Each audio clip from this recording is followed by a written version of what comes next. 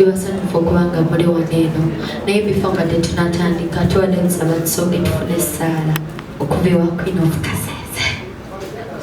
Mukama kitange maaso gera nga tukabaza olunaku olwaleero twebaza olwatuteeza obulungi bwe tukyali balaba tebasobodde zuukuka naye tusobozesa bulungi era nga tukusaba press conference gye tugenda okukola Mukama tubeeremu ebintu eby'amagezi Mukama otuwa amaanyi otuwa okumanya n'okutegeera era nga tugenda kwogera ku show yaffe mukiseera kitange otuwa abantu bangi abamu babagobye n'okupagoba Mukama nga bangi kitange otuwa amaanyi kama otukume byomu omuwa omukisa asobodde okujja wano amen.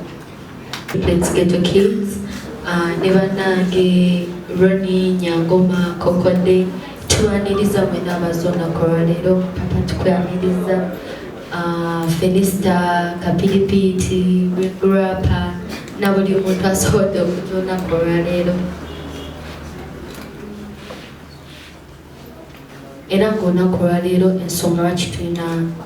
ensonga enkulu lwaki tulina press conference eno kwogera ku show yaffe gye bayita mujje tuwagire triplets Ghetto Kids egenda obeerawo ng'ennaku z'omwezi 25 January ku Freedom City okuyingira kugenda bomutwalo gumuguka tuyambako mu bintu. It's going to be a charity show egenda tuyambako kuba tubaddeko n'ebiziwawo nga mbadde mubiwulira ebizibu by'ennyumba yaffe like ne muganda waffe omugenzi Sempija Alex eyatufaako rest in peace bwe nali naye mu accident n'atufaako twagala Sheno naye weeba etambudde bulungi family ya at least Mukama kuba he's the pioneer of triplets Ghetto Kids y'omu ku bantu he's the reason lwaki triplets Ghetto Kids bweri tubadde tetulina kyetusobola muwa kuba ye Mukama yamutujja ku maaso naye ate tukyasobola oyamba family nti Sheno weeba etambudde bulungi at least akasente akanaavaamu akatono twagala tuzimbireko mama we neweziba rooms 2 zokka weebaki tubenga naye tuddizaako family because we can't forget him ate naye nga ye omuntu tetulina kyetusobola muwa kuba Mukama yamutujja ku maaso naye nga tubebaza mwenda okuba nga media houses zonna eziri wano eno ezasobola owulira omulanga gwaffe nezisobola okujja netubeera ffe n'olunaku olwaleero era nga nsaba Mukama aliwo omukisa n'olunaku luli nga 25 abantu basobole okujja mu bungi ba artist mwenna tubasaba mwenna ba artist b'e Uganda batubeere artist oli ne waba tasobodde kujja atuyamba atupostingireko akoole bafaani ba artist bajje batuwagire kuba ffe tuli baana bato we are the young generation in this industry tugezaako okumakinga our country big tusaba bajje batukwatire ku ba artist ba comedians ba media houses mwenna basobola okubeerawo batukubireko ku mulango kuba ffe tetulina kinene kye tusobola bawapa naawo naye nga tubasuubiza ku lunaku luli ffe tugenda bawa ki ekyo kyennyini kye tuli mwebale nnyo badde nsaba Kazindalo Kaweeko manager teacher naye atukulira ebisingawo spokesperson enabakoza Patricia basibo ne banyabo abali wano lunaku olwaleero media houses mwenna abaliwo bloggers abantu ab'enjawulo abali ku Facebook ez'enjawulo personalities mwenna asanyusa okubalaba mwebale kukkiriza ne tubayita era ne mubujja mu bungi mwebale nnyo mwebale eddala omukwano gwe mutulaze era ne gwa mwatulaga okuva nga abaana bano bato okutuuka wano bali mubali nnyo mwebali ddala. Triplets Ghetto Kids erimu abaana 30, then nga tulinayo abaana abalala 20 abali outside, that is outreach betukola betuyambako ekintu tono ku school fees oluusi ne ku bitabo bwe bityo. So bemulaba wano abaliwo beba performers ba dancers, then wali abalala nga bo tebazina naye nga bebali mu Ghetto Kids. Omulamwa gwa cheno gwakubeera nga twetereza 2019 tebadde nnyo nnungi ku side yaffe, nga tukoze cheno tugikalaze mu bwangu naye nga twagala at tube nga tweterezaamuko nga tufunamu akasente ak'enjawulo okuyamba nga Patricia wagambye ku omugenzi Alex. Omugenzi Alex ze yansobozesa okumitinga omukulu Eddy Kenzo mu 2010. Yazina amazina agatusobozesa tuba nga omukwano gwaffe ne tufuuka family ne omukulu Eddy Kenzo. So tulina omujjukire nnyo tetulina kyetusobola kukola wabula okubaako n'akantu akatono ketusobola okukolera family ye ne tuba nga balina we bateeka oluba. Then nyongerezaako nti sheno abantu bangi bavuddeyo nga batugamba mukole show, muteekere show, mukoleyo kino ekintu bwe kitya. At least omuntu tasobola kukwata sente n'azikuwa bubi okujjako nga alina at kyagenda okufunamu at the end of the day. Alina mwenna olunaku lwa 25 Freedom City mujje mutuwagire, mujje muwagire Ghetto Kids, mujje muwagira abaana bano tube nga tusobola okwetereza ebizibu bye tubaddemu. Nebaza nnyo management ya Freedom City kubanga yatuwadde ekifo ne batugamba nti nno mugende mukole ki, mujje mukole show. Bebaza nnyo, bebaliza ddala n'abantu kinoma ab'enjawulo abatuyambyeko okulaba nga sheno egenda mu maaso. Mwebale nnyo, mwebali ddala. Nebaza abayimbi abahonalize invitation yaffe n'okusaba kwe twabasabye, mwenna mwebale nnyo, mwebali ddala. Abamu batandise opostinga nala bamanyi bagenda kwegatta ku mugendo guno. Mbadde nsaba era abayimbi mwenna aba Uganda, comedian, abantu bonna alina kyakola mu music industry ya Uganda, basaba tukwatireko mweno week tusobole kulanga tulanga sheno tuginyikize mu bantu. Wakijja kuba kya buswavu era kya nnaku nnyo nga tutaddeyo show ate neetakola. Tujja fuuka ekyokusekererwa, tujja fuuka ekyogerwako buli omu.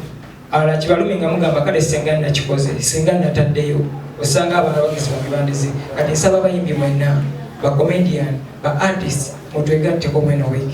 Muyite bafaani bammwe bajje batubeereyo ku luno olunaku ku Freedom City ennaku z'omwezi 25 tube nga tukikwasaganya tugende mu maaso.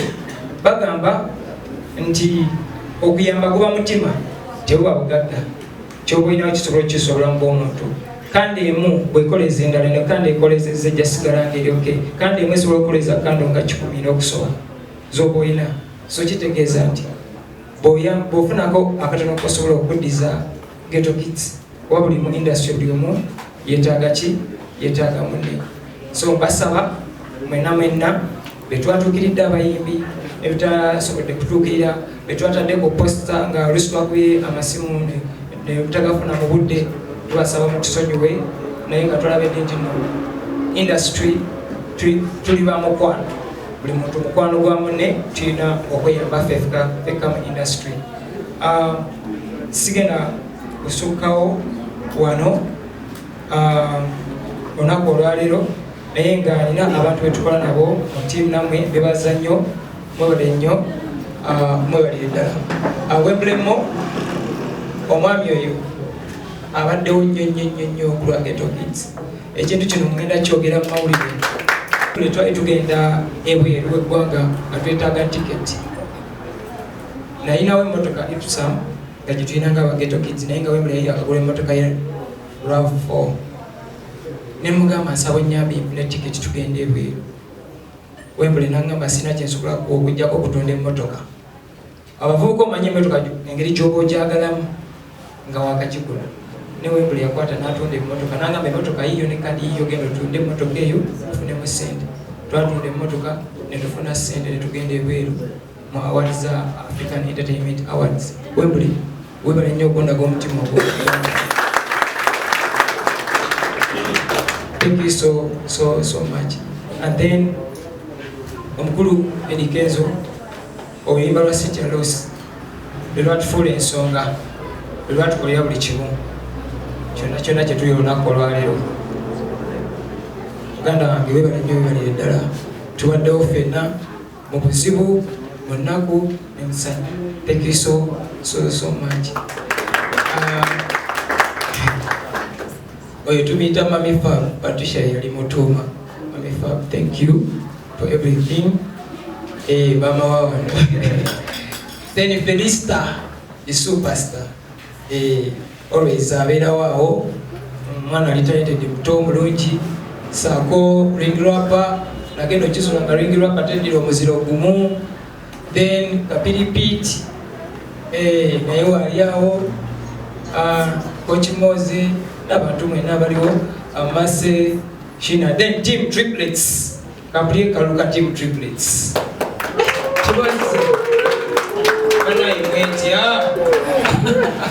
Team Triplets later. Thank you so much.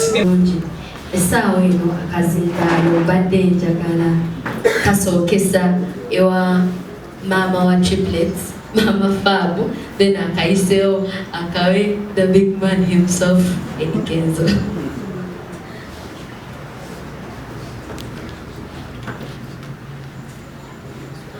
Bebaza nnyo mwenna, bebaza okuwaayo obudde bwammwe ne mujja mu press conference olunaku olwaleero. Bingi ebize bibaawo, but the only way we can go through all this kwegatta wamu ng'eggwanga, kwegatta wamu nga bannayuganda, ne tubaako kye tukola okuddiza aba Triplets kubanga bakoze nnyo okulaba nga bawuba flag yaffe nga bannayuganda oba okutunda eggwanga lyaffe Bulaya. So the only thing that tusobola okubakolera is kubabeererawo mu kiseera nabo bwe batwetaagira. Sijja kwogera bingi nnyo naye nga njagala okubalekera akagambo kamu nti bw'oyanga ofuna. So let's all get together tuyambe ba Triplets nga 25 ku Freedom City, bena tubeereyo abayimbi bonna, abantu bonna bali mu entertainment industry, bannakatemba, ba comedians, ba producers, buli omu mu kiti kye mbadde nsaba nga mbegayirira tubeereyo ng'ennaku z'omwezi 25 omwezi guno ku Freedom City tuwadde ba Triplets. Nze mbalamusiza mwenna era nembaaniriza okuba nga mubuze okuwagira ba Ghetto Kids olwaleero. Obuwagizi butandikira wano, bannamawulire mwebale nnyo, mwebalire ddala. Bwe buwagizi obusooka tukimanyi bulungi nnyo nti abaana bano badde balinamu obuzibu ng'era omuntu yenna ali ebwamanyi nti enseberamu obuwonvu ate era n'obuwuka. Badde 2019 tebayisiza bulungi olw'ensonga nti ensi eno ffenna tukimanyi mubaamu okwambuka n'okukkirira. Bafunyeemuko ups and downs nnyingi okuviira ddala lwe baatandika, naye 2019 tebadde nnyangu olw'ensonga bingi bye baali baabala ate ne bigenda bulala kubanga nga bolaba omusajja ono tica yakutte abaana bano bonna obubalaba. So ebiseera ebisinga okuzogana kubaamu kungi ne plan olumu zikyankalana, naye bagamba muno mukabi ye munno ddala. Nalaba nnyo ebiseera emapostingira ennyumba nga bagitwala, abantu bangi bakifuula ekyokusekerera, bakifuula ekyokujerega, naye ng'ate obuzibu tebumanya ennyumba mbi. Leero kiriwo nojja kisobola okubeerawo omulala. Ekyokuba nti Ghetto Kids efunyemu obuzibu obwo tekitegeeza nti nno bakyamu, wabula ezo ntegeka za Mukama biba bitambudde bubi. Naye kitufuula abantu abagonjufu okuvaayo ne tutegeera nti ekizibu kiba kizibu, tetusooka tukimaliriza. Abantu sheeno be bagisaba abagamba nti mba mwagala tubawagire teekeyo show tulabe engeri gyetuyinza okubawagiramu.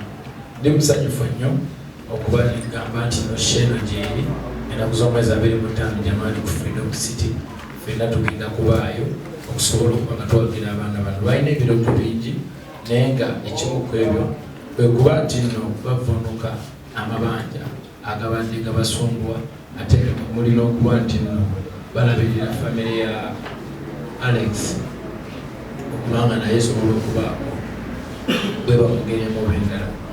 Ghetto Kids eno njagala kubawa ensonga lwaki tuba tulina okugiyamba. Tulina ogiyamba lwa nsonga bw'eswala Uganda yebeeswadde nti Uganda emyaka gyonna gye tubaddewo mu ggwanga lyaffe bajeti nyingi nnyo ezifuluma nga zigenda mu tourism, ssente nyingi nnyo naye ng'ebintu ebyo tubadde tetubiraba. Wabula ku mulembe gwa Sijalos ne Ghetto Kids na buli kimu paka wano tulabyeko abantu nga baviira ddala mu nsi ez'enjawulo okujja okulaba ku Uganda efaanana etibaamu abantu abali happy. Tulabyeko abayimbi Abamerika nga bagudde ekkulu zonna bazikubye mu Uganda okusobola okugyawo omukisa nabo basobola okufuna kweyo blessing. Tulabyeko BBC, tulabyeko ono za Aljazeera zonna nga zizze okufuna interview bagende bagipublishing worldwide okusobola okumanya atiology yabo. So bintu bingi nnyo tulina reasons nyingi nnyo lwaki tulina okucelebrating aba Ghetto Kids bano nga wadde ebizibu byabagwira. So mbadde nsaba buli muntu ali eyo ng'akimanyi nti nno Uganda yaffe fembi nze naawe mujje tuyambe abaana bano kubanga bakoze omulimu munene era basetinze ekifaananyi ekirungi. Nga Ghetto Kids tennabaawo tewaliwo Felista, tewaliwo Kapiripiti, tewaliwo Rigirapa, Masanga Ghetto Kids n'abalala bangi nnyo abali eyo be mumanyire be mutamanyi tebaaliwo. Maybe because we started the Ghetto Kids olwali tulina abaana bangi abazudde ebitone byabwe ba fresh kid baani ne basobola okujja n'abaate ne bafuna engeri gye bakuba musanyufu nnyo okubanga mwenna mbala bagenda kusomesa 25 January at Freedom City. Bebale nnyo bebalirira nga mwetwadde nate nabyo ebirungi. Papa tuvudde naye kubanga tukyali baana bato tukuze naye namwemuze nga mutulaba mwemutukuziza twise mu bintu bingi mu buzibu netuyombamu netuddamu netusanyuka naye Katonda be yatonda nga tulina beera wamu tetusobola kwawukana era nga twongera ne Lubako Olange ennaku z'omwezi 25 January ejje mutuwagire. Triplets tubaddewo mu mbeera enzibu n'ennungi gamba Nigeri kyawe yakyogeddeko ne teacher. Tubadde ne YouTube yaffe ebadde ne ba subscribers nga bangi, abantu bangi bagitegedde batutegedde batumanyiza naye mulimu abantu ab'emitima emibi n'abalina emitima emirungi. Kati YouTube yaffe yo bagihakinga ate nga YouTube y'emu ku ngeri gye tubadde nga tubeerawo. YouTube nebawayo akasente ne mupostinga video ali mu America, ali Germany, ali France mwena n'abalaba naye kati oli n'agihakinga nezi Facebook zonna naye ate netusigala nga tukyaliwo era nga tukoola abantu mwena namwe musigale nga mukyabeerawo naffe kinera tusobola okuzza ekyo ekyali ekyaffe naffe tubawo ekisinga. Essaawa eno yennyini njagala Kazindaalo kawe baby girl Felista superstar naye abeeko kyatugamba. Ghetto Kids, mujje muwagire ba Ghetto Kids ku Freedom City, mujje mubawagire abantu mujje ng'aba Spice Diana oba muzirike kubanga twalese ne ambulance mujje mubawagire nga 25 Freedom City.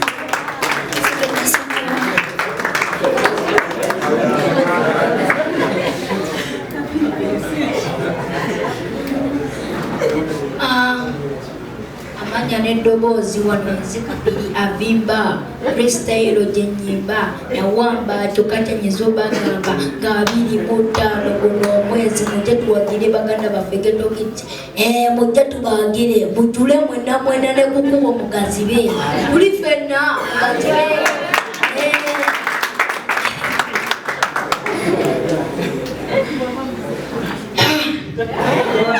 Never so good.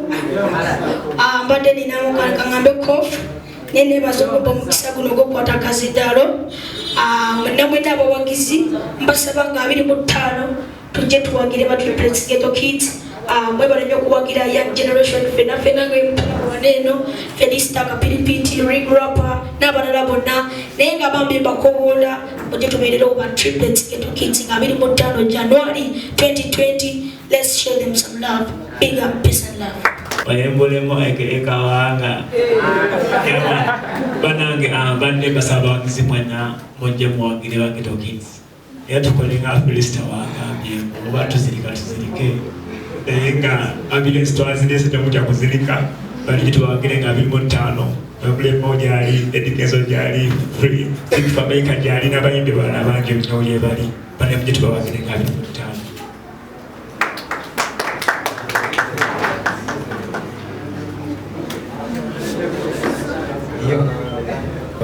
Ghetto Kids.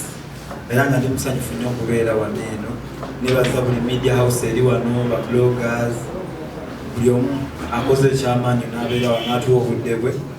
Nanze kye ndiza obagamba ennaku z'omwezi nga 25 ffenna tubeere ku Freedom City. Tubategekedde ebintu bingi, amazina kuviira ddala gye twatandikira paka wano we tutuuse. Era nga kye nnyinza obagamba okuyingira omutwalo guli gumu ne VIP emitwalo 2 bambi mujje mutuukire. Thank you so much. Webale kujja banamawulire webale kujja Mukulu Eddy Kenzo, thank you so much for supporting EK, for loving them. Webulemo, you're always there for them. Amanya yezema sishina naye nga tubasaba ojje twagire triplets Ghetto Kids nga 25 January Freedom City ordinary mutwalo gumu VIP mitwalo 2 Team TKK. Guys, you know our motto says together we can make it happen, and I know on that day we are going to make it happen. Thank you so much. Twawulirako manager teacher baba wa sente ezokubeera nga musasula ennyumba sente ezo mwazifuna era kati muli kuki? Yes. Parliament yatusuubizako member of parliament eya Uganda batusuubiza otuwa obukadde 10. Sente ezo batugamba tuweeyo account ya landlord etugiwaayo, so kati tulinze batugambye nti sente bakoze ki bazaddeyo. So essaawa eno sinamanya oba bazitaddeyo oba tebanabakola ki kuziteekayo kuba landlord akyaliyo mu nju.